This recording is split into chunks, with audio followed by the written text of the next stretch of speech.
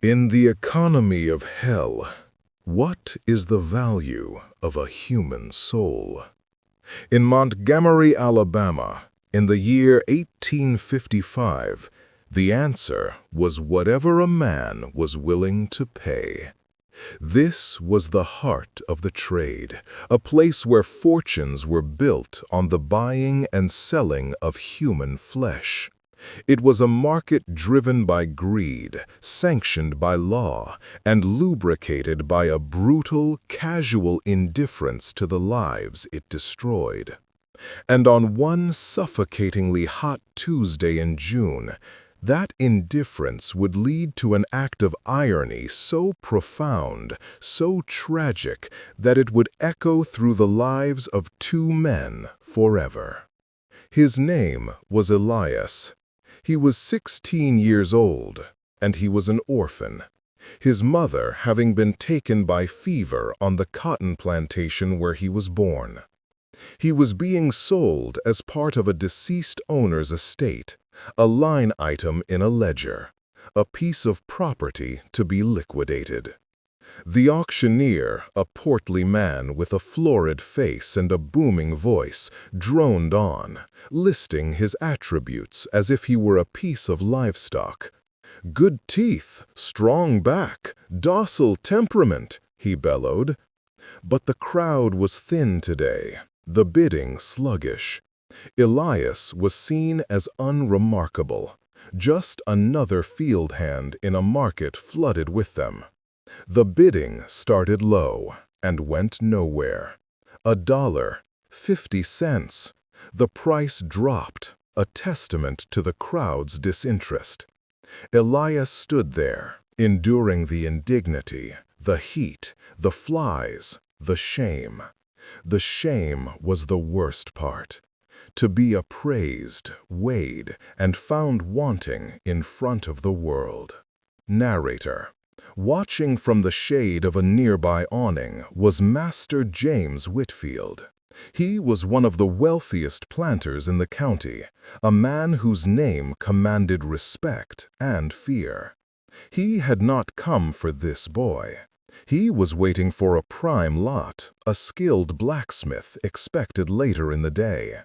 But the pathetic spectacle on the block, the sheer lack of interest, seemed to amuse him. The auctioneer, desperate to close the sale, dropped the price to a pure insult. 25 cents, gentlemen, 25 cents for a healthy young buck. A man in the crowd, a friend of Whitfield's, nudged him with his elbow. "Go on, James," he chuckled.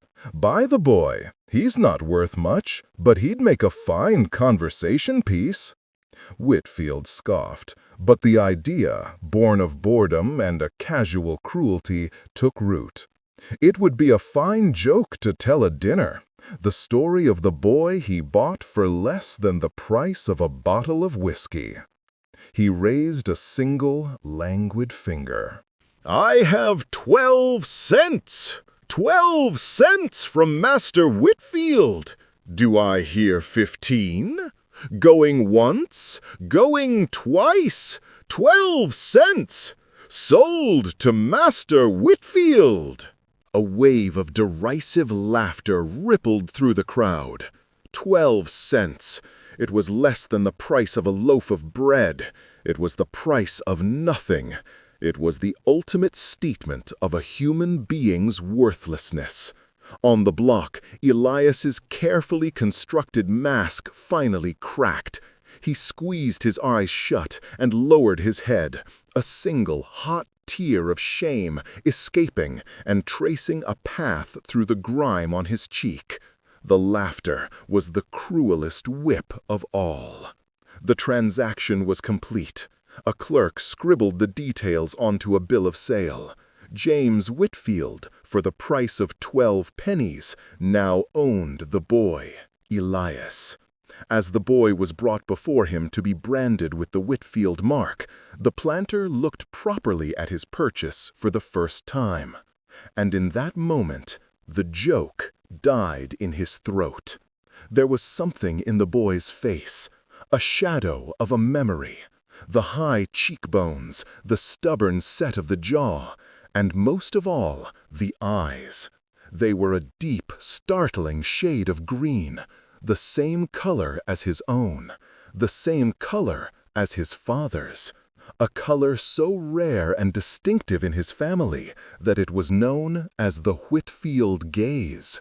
It was impossible, a trick of the light, a mere coincidence. He was a wealthy landowner. The boy was a slave, an anonymous piece of chattel from an unknown plantation. There could be no connection. But the image was seared into his mind. He shook off the feeling, dismissing it as nonsense. He had made his purchase, won his joke. He turned and strode toward his carriage, leaving his overseer to handle the grim business of branding his new property. As he rode away from the market, he tried to put the boy's face out of his mind, but the image of those eyes, his own family's eyes, staring back at him from the face of a slave he had just bought for pennies, refused to leave. That night, as Elias lay on a thin straw pallet in the stables of the Whitfield plantation, the hot sting of the new brand on his shoulder, a constant searing reminder of his new reality, he thought not of the pain, but of his mother. He remembered the stories she would whisper to him in the dark of their cabin, stories of a handsome, powerful white man who had visited her years ago, a man with eyes as green as new spring leaves. A man, she had said, was his father, a man named Whitfield. The price was 12 cents. The irony was priceless. A man had traveled to the market to buy a slave, a simple transaction in a world built on them. But the man who bought him had no idea he'd just purchased his own blood. Silence was the language of Blackwood Grove. It was a silence as thick and suffocating as the Virginia humidity, a silence that held within it the unspoken horrors that had become their daily reality. Dinners in the great house were no longer family meals. They were rituals of surveillance. Silas would watch his daughters, his gaze analytical and possessive, assessing their health, their compliance, their value to his monstrous project. And the daughters would stare at their plates, perfecting the art of being invisible, their spirits slowly being eroded by the unspeakable things they were forced to endure.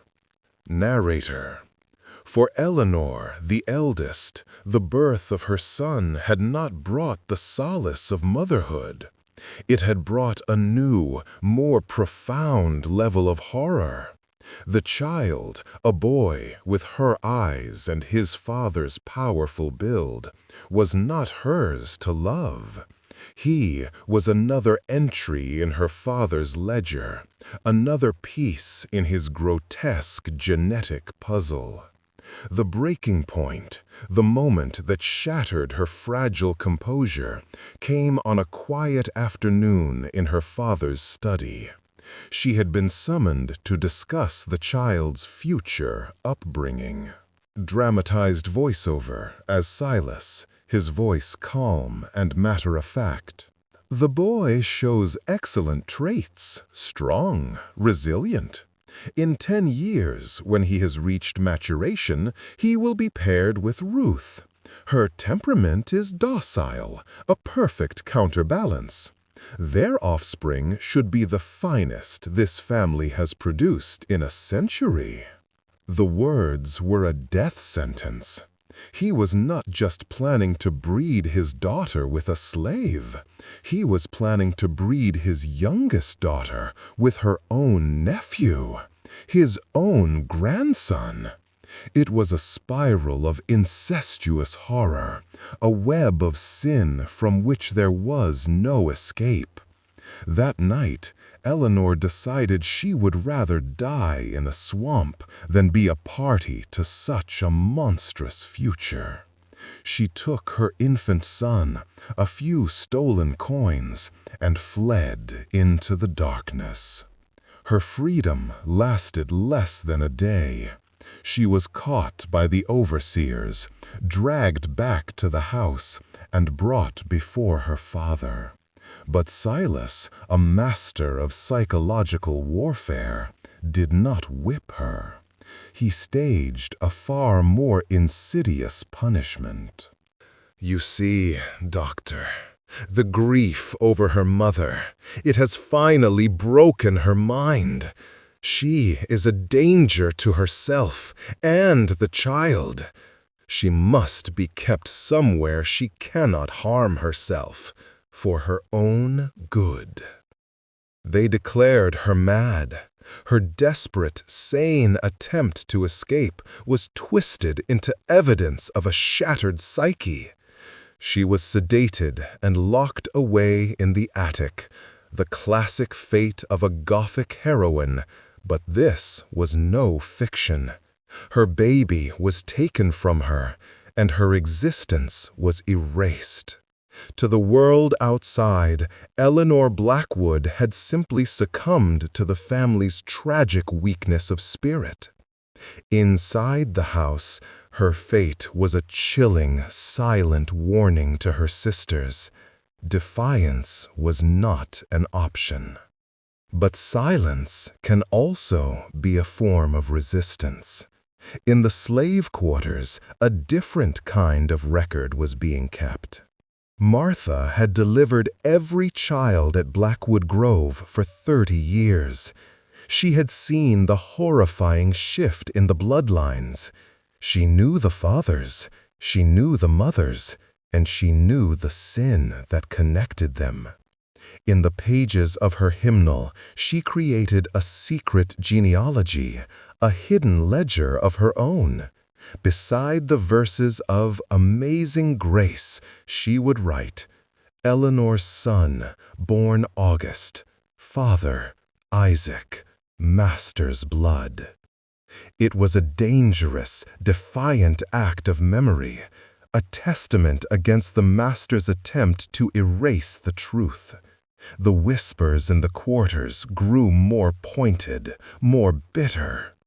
Dramatized voiceover, a chorus of overlapping hushed whispers from the slave quarters. The master's planting his own seed now. He's not just our master, he's our kin. He's harvesting his own kin. Narrator. The house was now a prison for all 3 daughters, but they did not all react with the same horror. While Eleanor raged in the attic and young Ruth retreated into a fragile, terrified shell, Clara, the middle sister, made a different, more chilling choice. She chose to survive. Clara had always been the observer, the one who understood the intricate mechanics of power in the house. She saw her sister's failed rebellion and understood its futility. Fighting their father was impossible. So she decided to join him, not as a victim, but as a willing participant. She began to advise him, using her intelligence not to resist, but to refine his monstrous system. "Father, if the goal is a stronger line, then you must consider temperament as much as strength. The women must be compliant, the men docile. A rebellion in the bloodline would be inefficient." Silas, delighted by her cold, dispassionate logic, began to see her not just as a daughter, but as an heir to his vision. She became his confidant, his apprentice in the art of human husbandry. This alliance created a new, terrifying dynamic in the house. Clara, in a twisted bid for self-preservation, became an enforcer of her father's will, her own womb a part of the experiment she was now helping to manage. She would choose the pairings for her younger sister, Ruth. She would oversee the health of the children in the quarters. She had become a monster to save herself from being a victim. Her collusion was the ultimate betrayal, a sin that was perhaps even darker than her father's, for it was born not of madness, but of a cold, calculated choice. The web of silence at Blackwood Grove was now complete, held together by the master's obsession, the midwife's secret record, and the chilling complicity of a daughter who had chosen to become a reflection of her own father's evil. History is not a gentle tide. It is a tidal wave. And in the final years of the Civil War, that wave was about to crash upon the shores of Blackwood Grove. For years, Silas Blackwood had managed to keep the outside world at bay, perfecting his depraved, isolated kingdom.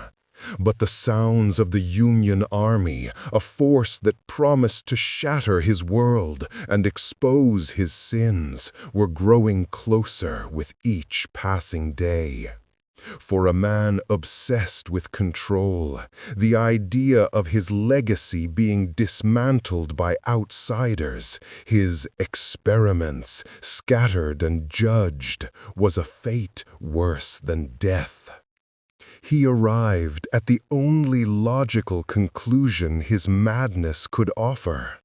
If he could not preserve his bloodline in life, he would preserve it in death. He would orchestrate a final, terrible family reunion. He planned to gather his daughters and all the children born of his experiment in the grand dining room and serve them a last supper laced with poison. He would turn his home into a tomb, a perfect, silent monument to the Blackwood name, keeping the bloodline pure and safe from the judgment of the coming world. But the web of silence he had so carefully constructed had begun to unravel. In the attic, Eleanor, his mad daughter, had not been broken. She had been watching, listening through the floorboards, her sanity sharpened to a razor's edge by years of solitude and rage. And in the slave quarters, the midwife, Martha, her hymnal, now a comprehensive record of Silas's crimes, knew that the approaching army meant the time for silent resistance was over. The time for open rebellion had come. The conspirators were an unlikely alliance. Martha, the keeper of secrets, Eleanor, the ghost from the attic, freed from her prison by a sympathetic servant, and a handful of the enslaved men who had been unwilling instruments of the master's will. But the key to their plan was the one person Silas had come to trust completely, his daughter, Clara. Dramatized voiceover as Eleanor, her voice a low, furious whisper. "He plans to kill us all, Clara. Your children, Ruth's children, mine, all of us. To protect his precious name. You helped him build this prison. Now, will you help us tear it down, or will you die with him?" In that moment, Clara, the ultimate survivor, was forced to make her final calculated choice. To side with her monstrous father meant certain death. To side with the rebellion offered a slim, dangerous chance at life. Her loyalty, born of fear and ambition, finally shifted. The climax came on a stormy night, the heavens themselves seeming to rage against the sins of the house. Silas had sent for his daughters and the children, telling them this was a special dinner to pray for deliverance. As he descended into the deep, cavernous wine cellar to select the final poisoned vintage for his ceremony, the conspirators made their move. He, narrator, never had a chance to scream. They slammed the heavy, iron-banded door shut. Silas, trapped in the darkness with his fine wines and his rotting soul, began to pound on the door, his voice a muffled roar of disbelief and rage. Dramatized voiceover as Silas, his screams echoing from behind the door. "Traitors, you dare! I am your master! I am your father! Let me out!" But his words had no more power. They wedged the door shut with heavy beams.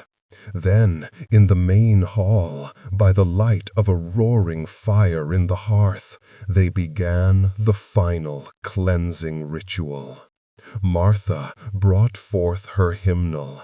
Clara, her face a blank mask, retrieved her father's generational stewardship ledgers.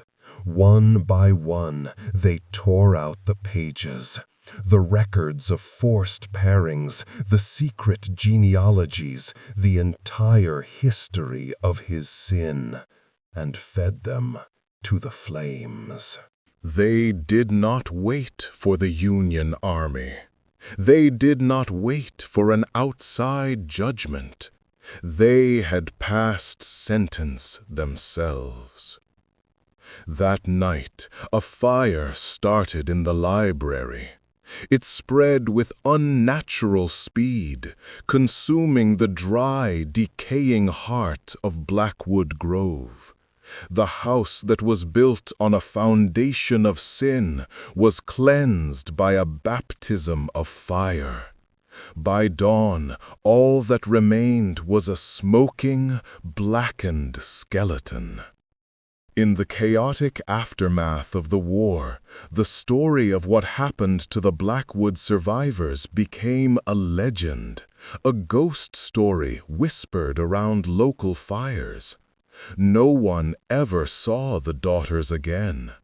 It was said that Eleanor and Clara, their skin light enough, vanished into the north, passing as white widows and starting new lives, their past a secret they would carry to their graves.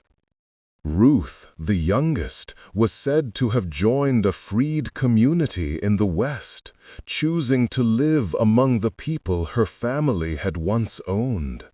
And the children, the tragic fruits of the Blackwood curse, scattered like seeds on the wind, their mixed heritage both a burden and a passport to a new, uncertain American future.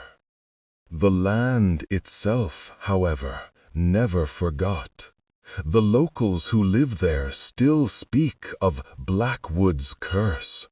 They say that if you dig too deep near the site of the old well, particularly on a quiet, moonless night, you can sometimes hear a strange, impossible sound rising from the earth. The sound of children crying in 3 distinct, sorrowful voices. The final shot is a slow zoom into the dark, gaping maw of the old stone-lined well, as the faint, ghostly sound of children's weeping can be heard.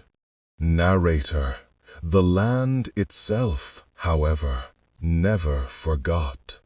Some families don't end with freedom. They haunt it. The legacy of slavery is not just a story of the past. It's a conversation we need to have today. What does a story like this teach us about generational trauma and the secrets that families keep? Share your thoughts in the comments below. And if you believe these hidden histories must be brought to light, subscribe to our channel and join the conversation.